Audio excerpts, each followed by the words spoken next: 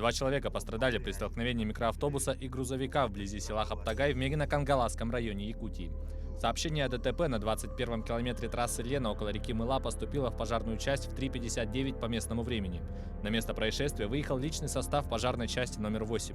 Выяснилось, что столкнулись Mercedes-Benz, Спринтер и грузовик Volvo. Пожарные эвакуировали участников ДТП, двоих пострадавших увезла бригада скорой помощи. Причина происшествия выясняется. Уголовное дело возбуждено по факту гибели двух малолетних детей при пожаре в Мегино-Кангаласском районе. Следователи и криминалисты провели детальный осмотр места происшествия, опросили очевидцев, изъяли фрагменты электропроводки, а также другие вещества и предметы. Предположительная причина пожара – короткое замыкание электропроводки. Точная причина возгорания и его источник будут установлены в рамках судебной пожарно-технической экспертизы. По данному факту следователям Заречного межрайонного следственного отдела возбуждено уголовное дело по признакам состава преступления, предусмотренного частью 3 статьи 109 Уголовного кодекса Российской Федерации. Причинение смерти по неосторожности 2 лицам.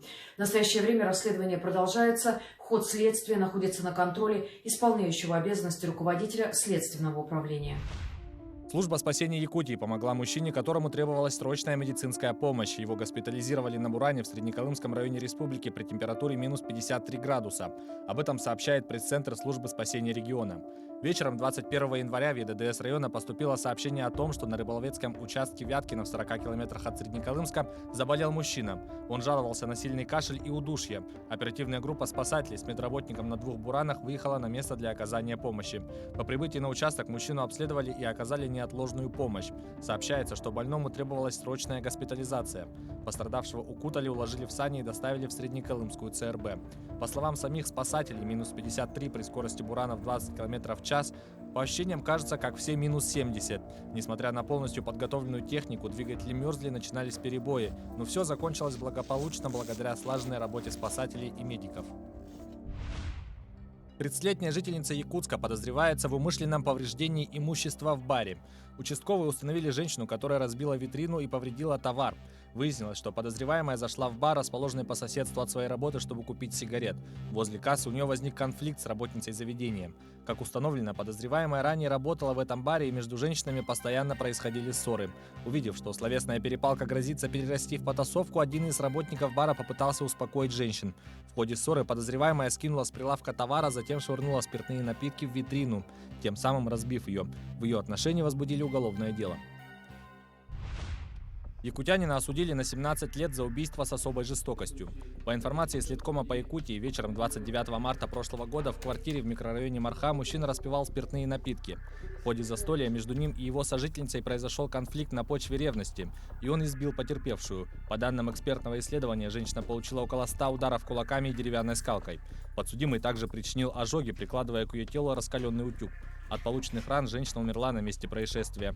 Увидев последствия своих преступных действий, мужчина отправился к родственникам и рассказал о произошедшем. Суд приговорил его к 17 годам в исправительной колонии строгого режима.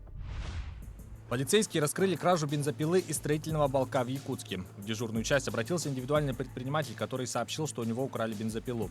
Подозреваемым оказался 33-летний, ранее судимый за грабеж, мужчина, который прежде подрабатывал у потерпевшего разнорабочим. Злоумышленник без труда проник на территорию строящегося объекта. Зная, где хранится бензопила, он похитил инструмент, после чего сразу же продал. Похищенное изъято и будет возвращено законному владельцу. В отношении вора возбуждено уголовное дело по статье «Мелкое хищение», совершенное лицом, подвергнутым административному наказанию.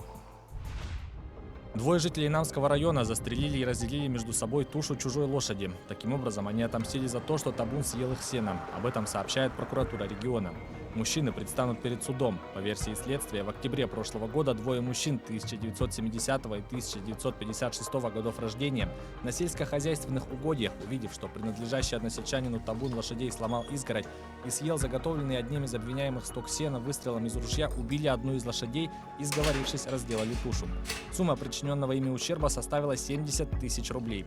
Отмечается, что в ходе следствия похищенное изъято сотрудниками полиции и возвращено владельцу.